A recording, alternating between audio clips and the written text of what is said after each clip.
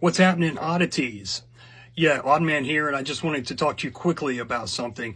I've covered this in depth on my podcast many times, but a lot of new people are going to be watching this.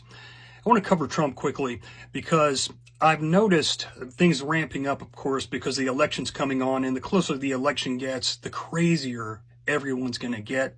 Even moderates become fanatical on both sides.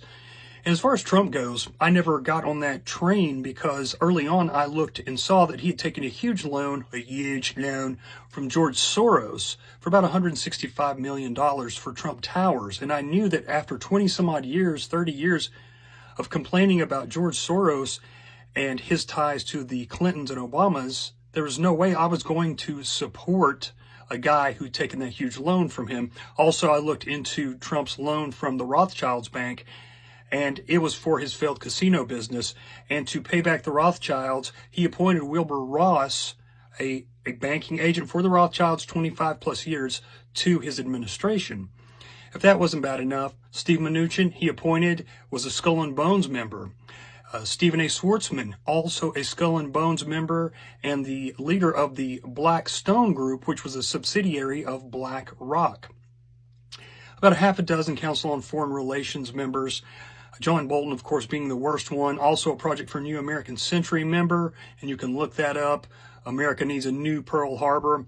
Also, he appointed Elliott Abrams, who is also a Project for New American Century member, CFR member, National Endowment for Democracy member, to head up the Venezuelan coup, which did not work out.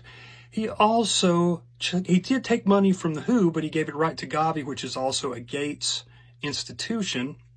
And we know that he still brags about Operation Warp Speed.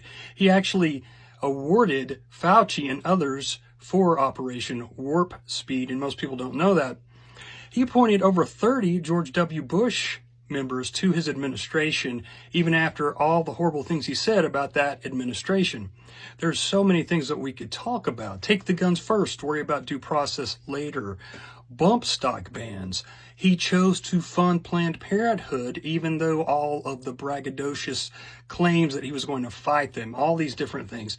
Of course, he bragged about saving NATO after he talked about how we needed to get rid of NATO and disband it. I could literally name probably 30 things that he's either lied on or has supported that are not conservative, but it doesn't matter.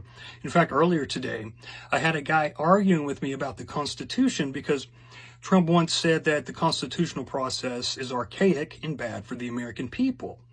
And this guy was saying, hey, I would be fine with getting rid of the Constitution and letting Trump make all the decisions if he was in charge.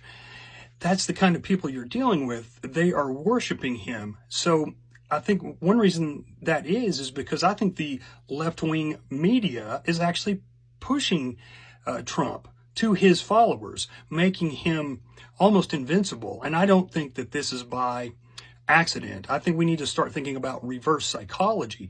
We should never let our enemies choose for us our heroes. And I think that's exactly what's happened. And I think that we're really about to see some hard times. I don't think we've seen nothing yet. I think that he is going to be the next president. And I think that you're going to see chaos and division like you've never seen, because the elites want the guy in who's going to cause the most division. They need a divider in chief. And that's all we're ever going to get from now on, because they are making huge, huge changes. And so that's all I wanted to really talk about today, guys. Cheers and blessings. And remember, their order is not our order. See ya.